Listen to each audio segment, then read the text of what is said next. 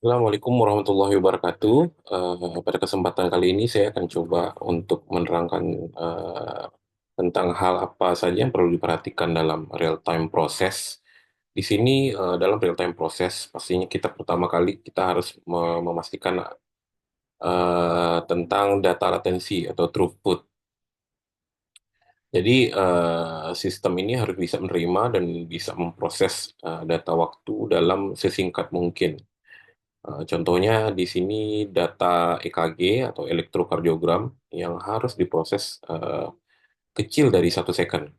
Kedua itu scalability.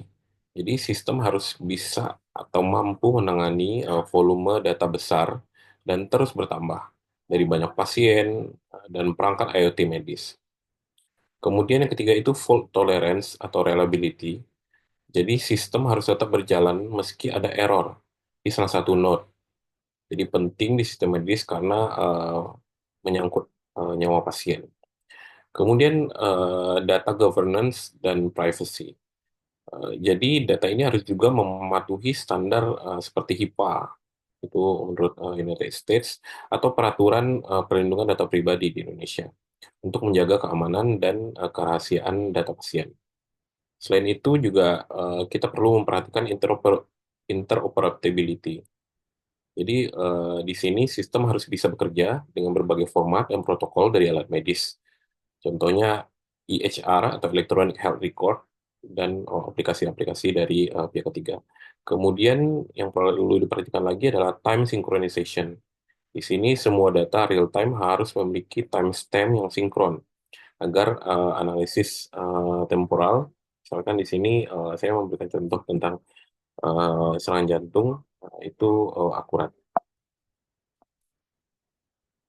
Kemudian apa saja framework yang cocok dalam real-time proses big data ini? Kalau kita lihat dari jenis big data sendiri, structure itu contohnya adalah tabel EHR atau data laboratorium.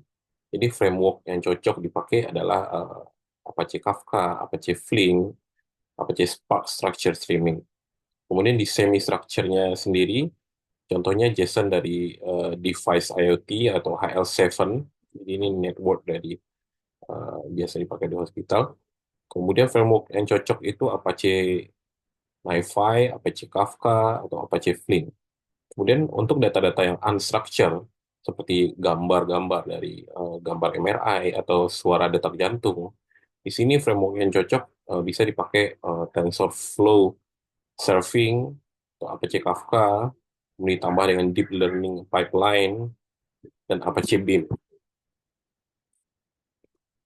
Kemudian kalau kita lihat dari flowchart dari healthcare kardiovaskular, jadi yang pertama itu pada saat menginput data sumber, itu historical EHR data atau data rekam medis pasien yang terstruktur seperti tekanan darah, kemudian kolesterol atau riwayat penyakit. Kemudian di sini juga kita menggunakan data dari ECG logs, jadi data dari alat kesehatan eh, itu biasanya dalam bentuk CSV atau JSON, jadi semi structure. Kemudian image-image dari scan dari kardiak sendiri. Jadi image CT scan jantung di sini contohnya. Jadi ini termasuk unstructured data yang berisi informasi visual tentang kondisi jantung pasien.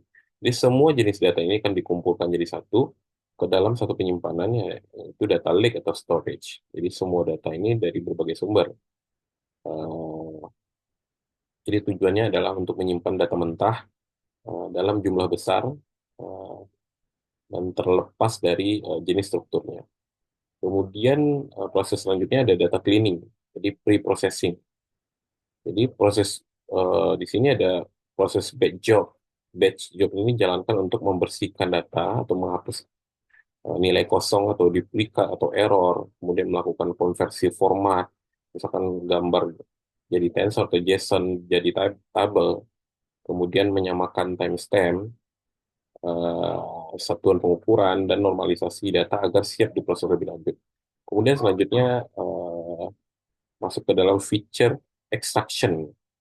Jadi data yang sudah bersih itu dilakukan ekstraksi eh, fitur seperti heart rate variability, kadar kolesterol, usia, berat badan, dan tekanan darah. Ini ciri-ciri dari gambar menggunakan model image recognition seperti CNN. Jadi hasil ekstraksi ini juga menjadi input ke model pembelajaran mesin. Kemudian ML model training heart attack prediction.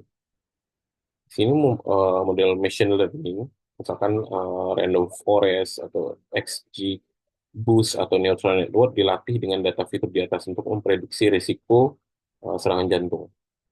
Jadi model ini dapat di-deploy untuk inference batch berkala. Kemudian masuk ke periodic batch interference for risk stratification. Di sini setiap periode tertentu, seperti harian, mingguan, sistem melakukan prediksi risiko serangan jantung berdasarkan data terbaru dari pasien.